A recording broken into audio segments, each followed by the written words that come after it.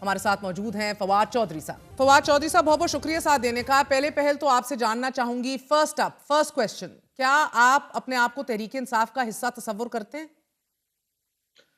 महर बात यह है कि जो लोग आज तहरीके इंसाफ का हिस्सा हैं बकौल उनके, और वो कहते हैं कि आप नहीं हैं, आप सिंपल उनसे ये मुझे बताइए कि मेरे आज पूरे पंजाब में 48 केसेस हैं मेरे ऊपर, ईसीएल के ऊपर मैं हूँ, बैंक अकाउंट्स हमारे सीज हैं, और जो बकौल जिन्होंने प्रेस रिलीज जारी की है, मुझे बताइए सलमान अकरम राजा साहब के ऊपर ये सब कुछ क्यों नहीं है? शेख वकास साहब क्यों केपी में आराम से बैठे हुए हैं और एक भी केस का सामना नहीं कर रहे हैं? रऊफ हसन साहब जो हैं वो 15 दिन जेल में रहे और बाद में आ गए, और बाकियों के ऊपर। तो मुझे तो ये सवाल उनसे पूछना चाहिए कि भाईजान, आप मिलिट्री एस्टैब्लिशमेंट का हिस्सा हैं या आप पीटीआई का हिस्सा हैं, बजाय इसके कि वो मुझसे ये सवाल पूछें कि आप पीटीआई के साथ, यानी जो इमरान खान और उनके साथी जिस करब और अजाब से और बर्बरियत और फस्तायत से गुजरे हैं, how come present PTI leadership is immune to that?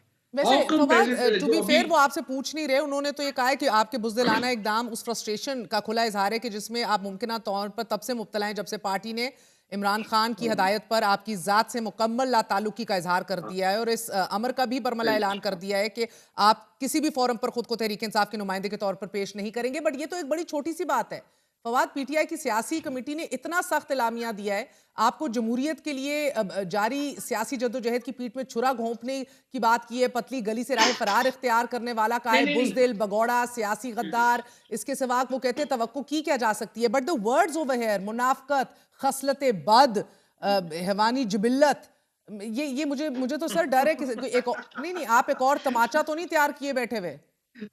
अब मुझे लगता है इस प्रेस रिलीज के बाद बनता तो यही है, इसके अलावा कोई हल तो इनका और नहीं है। ये जो दो तीन है इनका किसको हल तो मारने और कोई की नहीं तैयारी कर रहे हैं आप? है।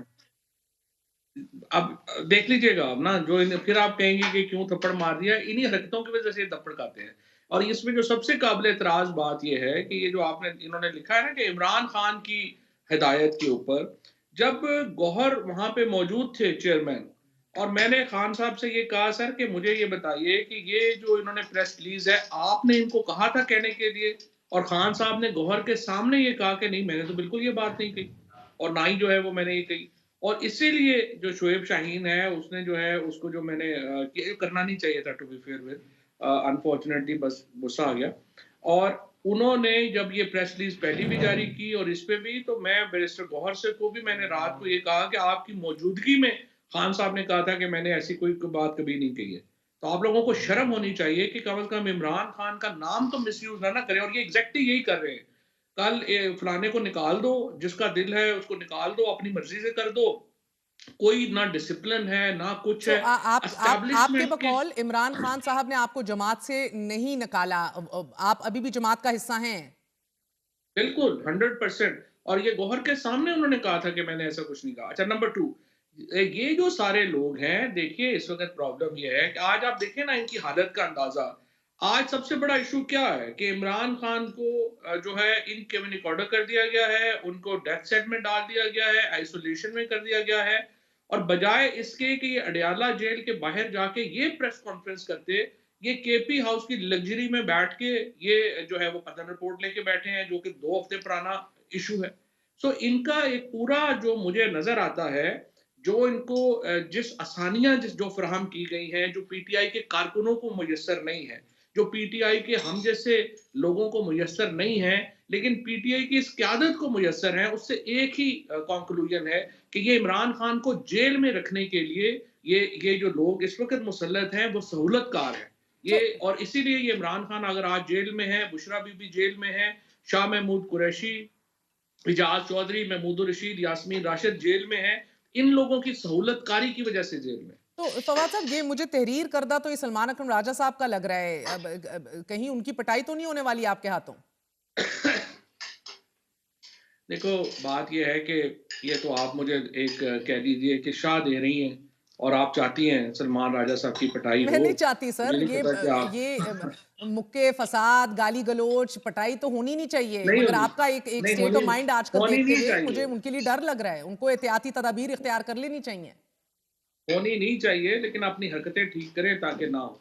और सर ये ये जो अभी एंड नाउ टू अब आते हैं आपके संगीन इल्जामात पर। सलमान अकरम राजा पे मनी लॉन्ड्रिंग का इल्जाम, शेख वकास अकरम में खैबर पख्तूनख्वा हुकूमत बेचना, अफगान मुहाजिरीन के नाम पे पैसा लेना, रॉ की पाक फौज के खिलाफ कैंपेन का हिस्सा बनना, रऊफ हसन एजेंट होने का इल्जाम, सख्त तरीन इल्जाम हैं। फवाद चौधरी, आपके पास शवाहिद हैं इस हवाले से?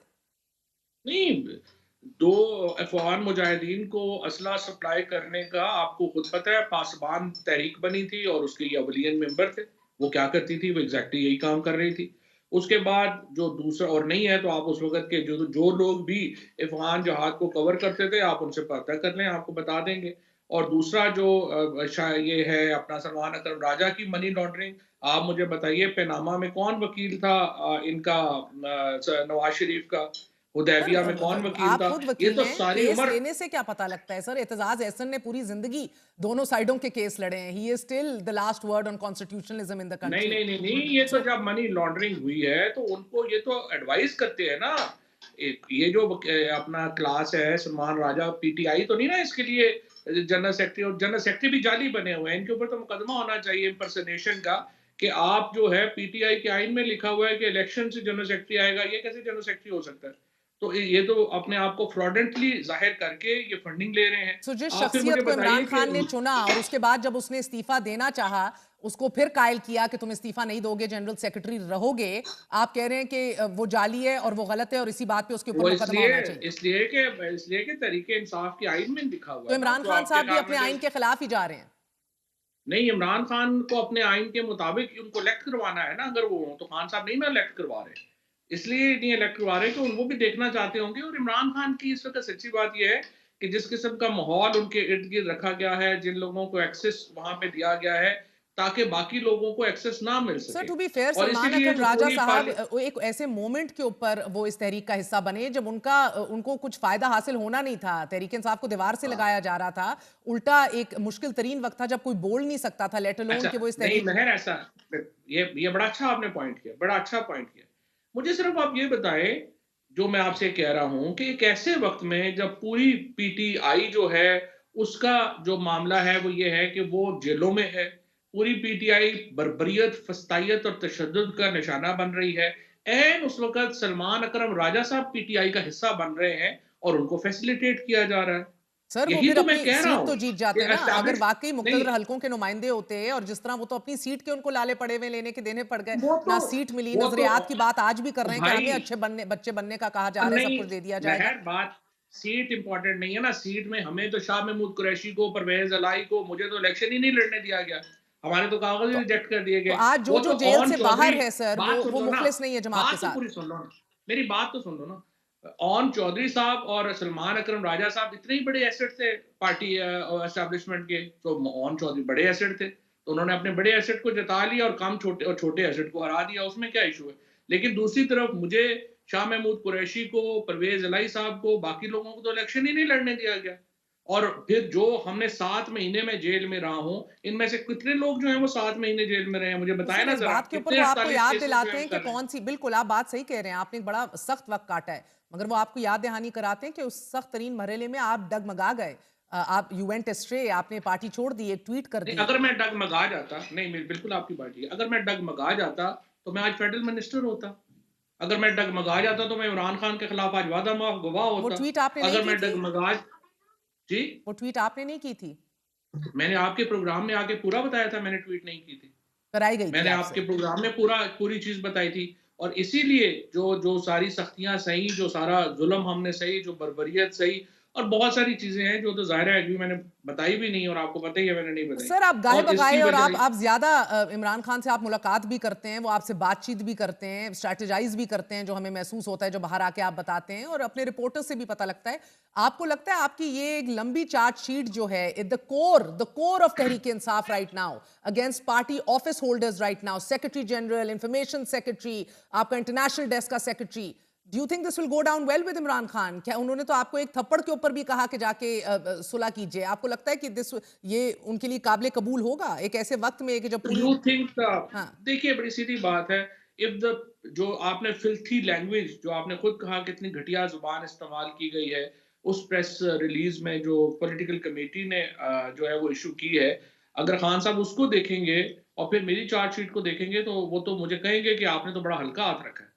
असूली तौर के ऊपर तो जो है वो मुझे इनको इससे भी ज़्यादा सख्त जवाब जो है वो देना चाहिए था। लेकिन नॉनदलेस अब एंड सर ये इसमें आपने देखिए वुकला को ही आड़े हाथों लिया है, डेफेमेशन भी आएगी, इसके ऊपर एक और सख्त रद्द अमल भी आएगा, और फिर सबूत और शाहिद की भी बात की जाएगी।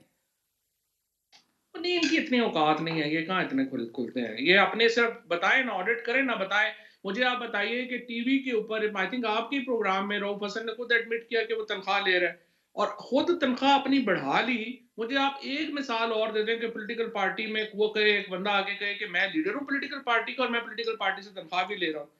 आपने जो हमारे मीडिया के बच्चे थे, जो 2015-16 से पीटीआई के साथ काम कर रहे थे, उन सब की तनख्वाहें बंद हैं। जो सफाई का अमले का सारा था, उसको आपने घर पे भेज ये दिया फवाद चौधरी और साहब, ये जाली अपनी तनख्वाहें अकाउंट्स बढ़ा कौन दी। चलवा रहा है इनमें से? जाली अकाउंट सारे जो अटैक करते हैं, जब आप इनके ऊपर हमला करते हैं, तो आप नीचे जाके देख लीजिए, सारे फेक अकाउंट्स हैं और वो फेक अकाउंट्स इसलिए आप पे हमला करते हैं कि ये खुद चला रहे हैं।